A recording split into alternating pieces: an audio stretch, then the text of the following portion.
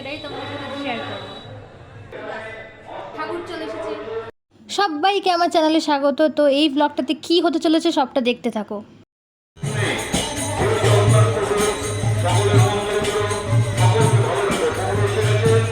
আচ্ছা হ্যাঁ, তো আমি বুঝতে পেরেছি তোমরা কেউ কিছুই বুঝতে পারছো না। ব্যাপারটা হচ্ছে গিয়ে এই ভিডিওটা শ্যুট করার সময় আমি কোনো রকম ইন্ট্রোডাকশন দিতে পারিনি। তোমরা প্রত্যেকটা মিনি ব্লগ যদি দেখে থাকো তাহলে বুঝতে পারবে আমি মাসির বাড়িতে গেছিলাম সেখানে চন্দনযাত্রা দেখতে। নৈহাটিতে এই চন্দনযাত্রা 1 সপ্তাহ ধরে চলেছে, তো সেটাই দেখতে গেছিলাম। আর মাসির বাড়ির পজিশনটা এত সুন্দর যে রাস্তা থেকে বেরিয়েই পুকুর, এবং ওই পুকুরেই জগন্নাথ দেবকে নৌকো বিহার করানো হয়েছে। তো এত সুন্দর লেগেছে, তো এই ভিডিওটাতেই তোমরা পুরোটা দেখতে পাবে। আর ওই 1 সপ্তাহ মাসির ওপর অনেক দায়িত্ব ছিল। তো দেখো মাসি রেডি হয়ে গেছে আর আমাকে ছবি তুলে দিতে বলেছে। যাই হোক, পুরো ভিডিওটা দেখে তোমাদের কেমন লাগলো আমাকে জানিও।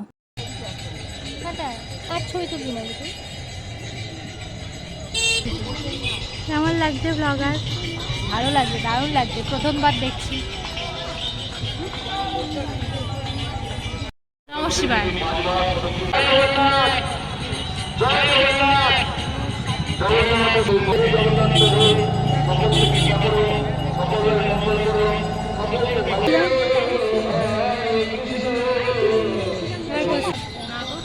তো এই যে এই পুকুরেই জগন্নাথ দেবকে নৌকো বিহার করানো হচ্ছে। এই নৌকো বিহার কিন্তু ওনাকে 7 বার করানো হয়েছে। নৌকো বিহার এমন কিছুই না, নৌকোয় নিয়ে ঘোরা। সত্যি বলতে এটাই আমার ফার্স্ট টাইম এরকম জগন্নাথ দেবের চন্দন যাত্রা দেখা। তো দেখে খুবই ভালো লেগেছে। আর ওখানে প্রচুর ভিড় হয়েছিল। আর আমরা যেদিন গেছিলাম প্রচুর লোক এসেছিল, কলকাতা থেকে মানুষ গেছিলো। আমি অনেকের মুখে শুনেছি যে কলকাতায় এসব হয় না। তো যাই হোক, খুব ভালো লেগেছে। আর পুরো ভিডিওটা স্কিপ না করে তোমরা দেখে আমাকে জানিও কেমন লাগলো।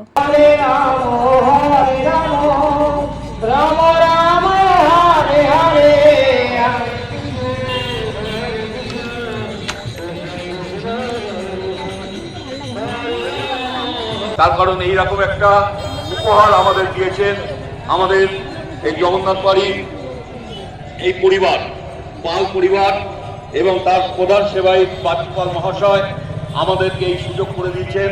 আমরা ধন্য।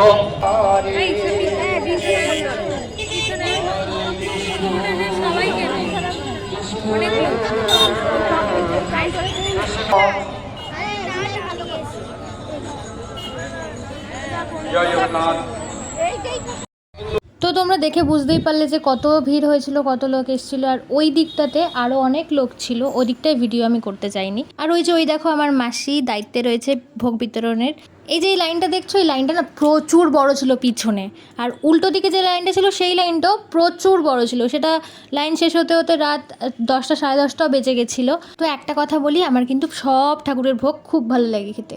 তাই জন্যই তো সব ভোগগুলো নিয়ে বাড়িতে চলে এসেছি আর বাড়িতে বসে আরামসে খাচ্ছি।